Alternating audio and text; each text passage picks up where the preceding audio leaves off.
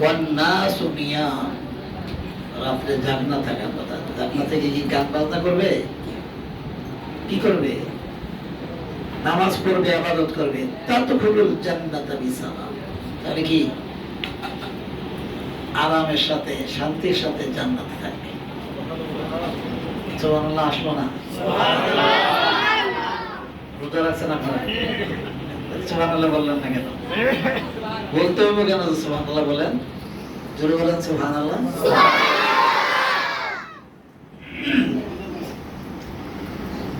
এই মজলিসটা হলো কিছু শিখার মজলিস এবং কিছু নিয়ে যাওয়ার মজলিস। কি নিয়ে যাবেন আপনারা? কি নিয়ে যাবেন?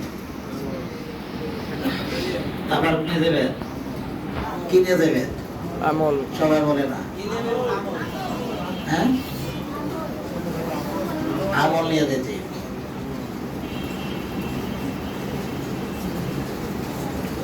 তাহলে কি আমলের কথা বললাম সর্বপ্রথম?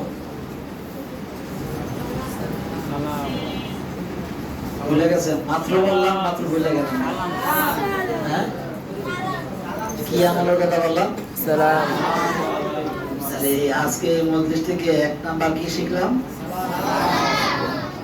যারা বলার দরকার তারা বলে না। কারা? পিচ্চিরা বলবে?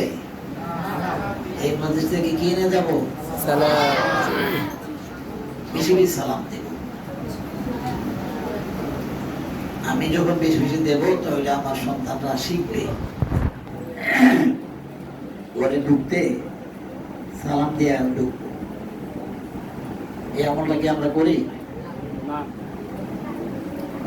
ঘরে ঢুকতে সালাম দিয়ে ঢুকবো। আর সূরা ইখলাসের তাফসীরে আসছে ভিতরে পানি দেন, ভিতরে, বাইরে নেই, সব ভিতরে।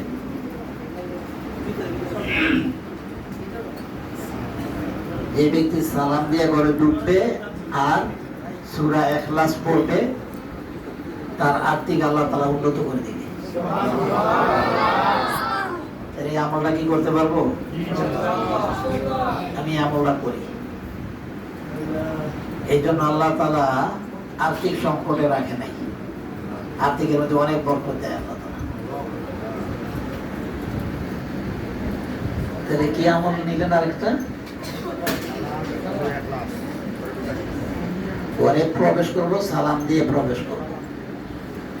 লোক থাকুক না থাকুক, আপনার বিবি থাকুক আর কি না থাকুক, বিবি থাকলে বিবির সালাম দিবেন। আর সালাম দেওয়ার পর কি সূরা ইখলাস। ইখলাস কোনটা বলেন না? সবাই বলেন।